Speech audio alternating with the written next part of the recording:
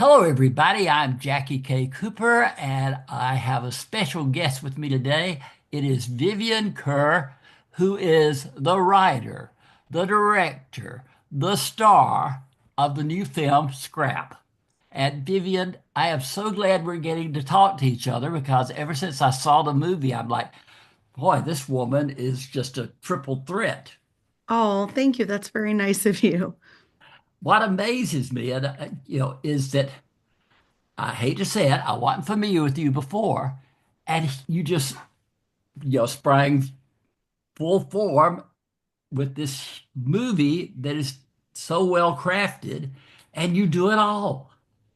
How did Oh, that come about?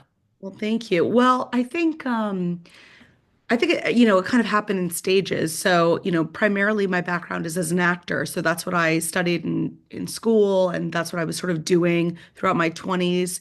And then kind of naturally writing sort of came out of that. I think wanting a lot of actors like wanting to write better material for yourself than you're getting the chance to audition for. You're writing material for your friends, making little films in your apartment, for no money. Um, and then the sort of the directing kind of comes later where you're like, I want to maybe try to maybe like you write something and someone else directs it and you're like, well, I think I could have maybe done a better job. And so you start, you get a little greedy, I think, to have artistic control over your work. So yeah, so it felt like a very natural extension. I think if I had tried to do all three, like right from the beginning, that would have been overwhelming. But I feel lucky that I was able to like learn one sort of area, I wouldn't say expertise, but one area of concentration at a time. So that by the time I made Scrap, my first feature, I was like supported by, almost 2 decades of work. Well, I was trying to do my research on you. And when I was looking at your background, it was all these awards from festivals that you have had things participating in. It would take our whole time for this interview to read off all of that. Right, So, right. I was looking and I thought, well, I can see this has been a natural evolution from point A to point scrap. And Yeah, it's a for very natural sounding process, but still in this day and age, to be able to get together and be able to write your own script and direct your own story and then star in it. How many people get a chance to do that and then get a distributor and actually have a movie? Yeah, I mean, not very many. It's funny, I just came back from Sundance though, and I saw two films where the female lead also was the writer and the director. One called Bunny Lover and another one called Sorry Baby. And they were both great. And it was, I think more than ever, we're willing to accept people as multi-hyphenates. We're willing to kind of not put people in like their lane, especially women. And I think it's a very exciting time right now to kind of see that. And I also think too, I mean, of course, I'm going to think this because I'm an actor, but I think actors do make the best directors. And yeah, I was really impressed by both those films at Sundance. So I think we're just going to keep seeing more and more of it.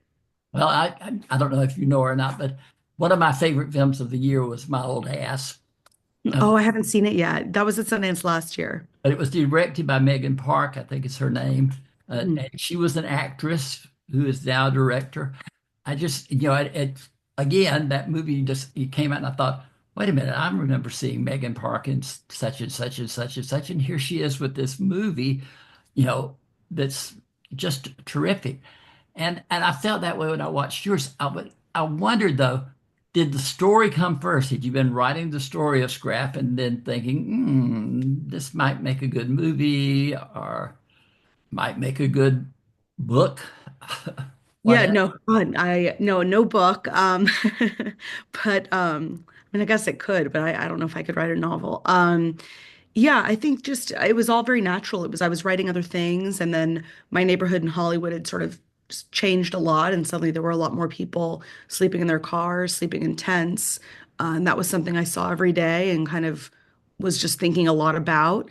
And then I realized like I'd never seen a movie about someone who was sort of newly kind of beginning their journey or descent, I guess, rather into that world. When we meet, my character Beth in the beginning of the movie, she's only been sleeping in her car for about 2 weeks. And usually when we meet someone who's sort of fallen on hard times in a movie, it's like they're much, much further down. So I just kind of thought like it would be interesting for the audience to almost like see an average middle class woman and who's just kind of teetering a little bit on the precipice of that. So that was sort of the genesis of the movie. And but I was always going to act in it, and I wasn't sure at first if I was going to direct it. That was kind of the big question mark. I think I listened to some bad advice where people were like, "It's not a good idea to act and direct in your first movie." So I was sort of like letting myself be talked out of it a little bit for a while, and then I'm so glad that I finally made the decision to direct it because it Yes, was bravo to you for your persistence. but it was definitely like the most satisfying experience, for sure. Creatively, I think when you get to step into the director chair, you really get to have like full artistic control, well, as much as budget will allow. But you have for the first time, I'd never had complete control like that, and it was great. I loved it. Well, now, did you cast the movie yourself, or did you have Anthony Rapp and Lana Portillo in mind all along, or how did that work out? So Anthony was definitely always cast. And then we had hired casting directors to fill out some of the other roles. So they found Lana Priya, who's like brilliant. Isn't she Uh, wonderful? she's so good and she's so underrated. And um, I mean, she should be like a huge, huge movie star as far as I'm concerned. She should be This winning. is such a good role for her. Yeah, yeah, and I think also she, coming off so many years of Once Upon a Time, I think she wanted to do a role that was a little bit more like grounded and not fantasy. And so, Uh-huh. um, I think, yeah, I love what she brought to the role of And there's a Stacey. real evolution or transition of her character that I appreciated in the film. Yeah, absolutely. Because I think in the hands of a lesser actress, like that role could have been really strident or cruel, or just very judgmental. And But she she found does so bring much. a warmth to it, Yeah, she found so kind of much almost humor. beneath the surface at times. Yeah, and like you sympathize with her. It's like she's, we've all had frustrating experiences with family members, and she's like trying to be understanding, but at the same time, she's like, it is very frustrating. It's like, lady, get your shit together, you know? So yeah, and the journey that her character goes on through IVF, you really see how difficult it is for so many women. I love that scene where she's um in the stall, like in the bathroom stall, kind of hiding at work and sort of calling her husband and, you know, having just taken a pregnancy test. And she's just, yeah, I think she's like luminous on screen. So I was very lucky to get her to play Stacy because I think she and Anthony have great chemistry as Well, well. I thought the three of you, all three had good chemistry together. It was, Oh, and I admired you because I knew, as I researched that you had written the screenplay and all. Your character does not start out being that likable. right, right. It reminded me, I don't know if you've seen the movie A Real Pain with Kieran No, Culkin. I want to see that one too. I have so many movies I need Beth to see. could be Kieran Culkin's first cousin Uh-huh. in that movie.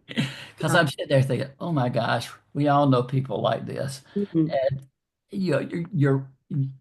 you're torn between having sympathy for the circumstances, but yet being annoyed at the way she manipulates at times. Mm.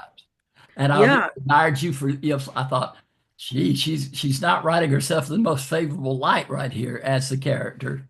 No, and I mean, Beth, it's been a really interesting experience to sort of see how audiences react to it. I mean, definitely there's some people who are just like, I hate her, I don't like her, I didn't like her at the beginning, I didn't like her at the end. Um, but I think at least, hopefully by the end people understand her. I mean, she is a woman who is fleeing an abusive relationship, that has obviously affected her deeply. She's, unprepared to be a mother. She's, doesn't have financial resources. I mean, there's a lot going on with her uh, circumstantially that affect her bad decisions. So hopefully the audience can have a little bit more understanding towards the end. But yes, I mean, she is a frustrating person, but not everyone is like needs to be the most likable character. Bad things happen to bad people too, and it doesn't mean that they deserve it. Well, number one, I did see it as a redemption story. Mm. That's one thing that fascinated me with it. It was the arc of the character going from one point in her life to another point in her life. The second thing is it just brought home to me so much. You read statements of, that we're all one paycheck away from bankruptcy or whatever, and you see that this person was not prepared for the situation she found herself in. It wasn't expected. It wasn't her background. It wasn't anything. It was just circumstances came falling down on her. And Yeah, and we and I don't. think this movie really explores that. And I think that's where the empathy comes in of, oh my gosh, that could happen to my kids. That could happen to me, that, whatever. It's a very identifiable.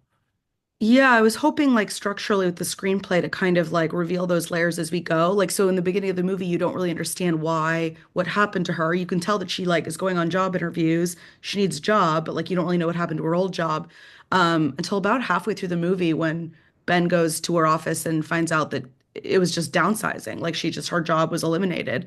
And yet, she's carrying all this shame around, even though like you said, it wasn't her fault. So and I think, yeah, like a lot of Americans, so many Americans don't have any savings, don't have any resources. So, unfortunately, I think her situation is pretty common. But one thing that, even though she wasn't, there were parts of her that I thought, oh, that's so annoying or whatever. You have to admire her spunk, even in the beginning. That she gets all dressed up and she looks like a middle American successful person as she gets dressed in the car, and then she steps out and she has this persona of, yes, and that's so good to see. Yeah, I I mean, think I I think think it's also, oh, sorry, go ahead. I just think it's a story that so many people can identify with because they're either going to be in that, they have been in that situation, or they're going to know somebody who's been in that situation, or they're going to know the possibility of that situation. So Yeah. let me real quickly do that. I'm just, I hate to, on my mind, but where can people see Scrap now? Oh yeah, so it's out on TVOD. So it is you can buy it or rent it on Apple, on I believe Google slash YouTube, on Fandango at home, and also on Amazon. That is great. It is available. I'm like, it's been great because it was a 2-year festival journey, and there were so many months where people were asking me like, where can I watch it? Where can I watch it? It's like it's so nice to have it finally be out and available for like the wider world to see. Vivian, how much time have you invested in this movie? Oh man. I mean, I first got the idea back in 2016. And so, Whoa, 9 years. yeah, but I would say obviously like there were things. So I got the idea, then I started writing a few scenes then, and then I sort of didn't really do anything with it until 2018, which is when we made a short film proof of concept, which did festivals in 2019. So I would say actively working on the feature, probably that started in 2020. But in terms of like the genesis of the project, that goes all the way back to 2016. So yeah, I would say the film's basically been like my full-time job since 2020, which is, what, 4.5 years now since I started. How did you know? Like you said, you did a short film for like proof of concept or whatever the term was that you used. How do you know this stuff? How do you Like know to do a what short to first. do? Oh, I had no idea what to do. I mean, I was just sort of like wildly striking out in all directions. I mean, at that point, I was in my 30s. I was sort of like kind of unhappy with where my career was in terms of acting. I knew I wanted to take more control over my career, but I didn't know how. I mean, I think it was just trial and error. But at that point, luckily, I had produced a lot of short films. And so I knew how to do that. So I thought, okay, well, I can start with the short and then, use that as a proof of concept for a feature.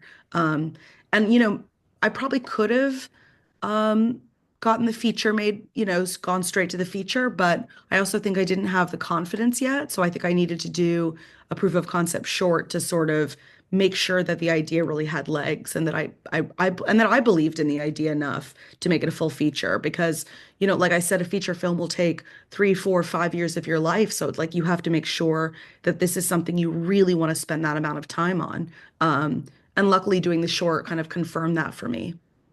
Where's your confidence level now? Well, pretty high Aha! only because I think the best thing about kind of doing a big project like this is you realize like, oh, you were capable the whole time, but you just never gave yourself permission, right? And I think that's like a life, you don't like, it's like you don't know you do something until or you don't know you can do something until you do it, you just don't know. Um, so yeah, pretty high now, I would say, luckily, pretty high. Have you got another project lined up? Are you working on something? Yeah, so actually my second feature, I've already shot it My and it second feature. yeah, no, I know. I'm like it's crazy. So yeah, I have a second feature film and it just had its world premiere at Newport Beach Film Festival. So it's just Already? It's yeah, out there? well, What's it it's not out called? for like wider, it's not like released yet, but it's slowly doing film festival. So I'm actually going to leave in a couple weeks to go to Beaufort to go to the film festival there. What's the title? It's called Seance. It is couldn't be more different. It's an 1890s Victorian Gothic thriller, very sort of Hitchcockian and yeah, Ooh, and you're in it. You star? yes. Yes, I'm sort of the second female lead this time though. Okay. Who else is in the cast? Scotty Thompson, Jalone Van Over, and Connor Paolo. Okay. You Yeah, better make sure I get that to review too. I will. Yes, absolutely. I will send it to you. I when young Vivian was growing up in California, I saw that you were what, Sacramento? Is that where you were born? Yeah, I grew up in Sacramento. Sacramento. At what point did you know I'm gonna do, I'm gonna act, I'm gonna do the whole thing? At what point were you a child star or did you get Oh into it? God, no. I mean, no. No, I mean, neither of my parents were involved in the entertainment industry at all. So, yeah, so no, not at all. I mean, I think I first started, I mean, I think the first play I ever did was middle school, Mhm. Um, and then definitely in high school I was doing drama class and I like did all the school plays and started doing community theater and like really fell in love with it. So, I don't know if I knew. It's funny because now look like when I my memory of it was that I really decided by the end of high school that acting was the thing I was most interested in. But then recently I found my sort of like not journal, but those like keepsake books that your parents make you do where it's like every year you're supposed to write like what you want to be when you grow up. So I found mine from like my sort of I guess high school time. And I wrote my senior year of high school, I wrote what I wanted to do when I grow up is I wrote, I want to be an actor, writer, director, and producer. And I Yeah. want the film to be called Scrap. Yeah. Well, yeah, I wasn't psychic, but but but so it's wild to me because actually, even when I was, 17, 18, I had written down that those four things really, really interested me. And it just took me, 20 years to get all four of them on my resume. But yeah, it feels like it's come full circle for me. That is so great. I am so pleased for you. I really am. Oh, It, thanks. yeah. I had one quick question about Scrap though. In the film, Anthony Rapp has his hand bandaged through. Was that And an actual? It was like he had hurt his hand or something. Am I just imagining that? trying to think, I don't think I mean, it's not in the script. I don't know if I'm trying to think if there was a day where his hand got injured. I mean, he has a black eye, a fake black That's eye. maybe that's what it is. Did he actually have a black eye, or was that Oh, it? no, no, no, we didn't punch him. Because it looked so natural. Oh, that's so great. Yeah, we had an amazing um like makeup artist, Lily, and she yeah, no, that's all her work. She like carefully applied that bruise on the right I, day. I just knew it was something that was consistent, and I thought, well, maybe that was just actually happened, and it was part incorporated into the film. Because, like I say, congratulations, Lily, you convinced me, you sold me. Yeah, no, she did a great job. I mean, really. And we shot the film out of order. So there were days where he didn't have the bruise and then days he did have the bruise. So we all had to like keep track of like, is this a bruise day or not a bruise day? Since obviously the film is completely shot out of order. But yeah, that's great. I'm sure she'll be thrilled to hear that you thought his bruise was so natural looking. Well, listen, let me say this. I am so glad that I was sent scrap to look at and to review that it led to me having this interview with you. I wish you nothing but the greatest success. I can't wait to see Seance. Uh, I'll just, like, oh yes, another Vivian Kerr movie. You know, so glad to see it. But thank you for taking this time to spend with us today. And I think you've got a bright, bright future ahead of you. I love being here at the ground floor, and I'm seeing great things coming up. So, Oh, all thank you my so much. best. That's so nice of you. All right. This has been Jackie K. Cooper with an interview with the wonderful Vivian Kerr.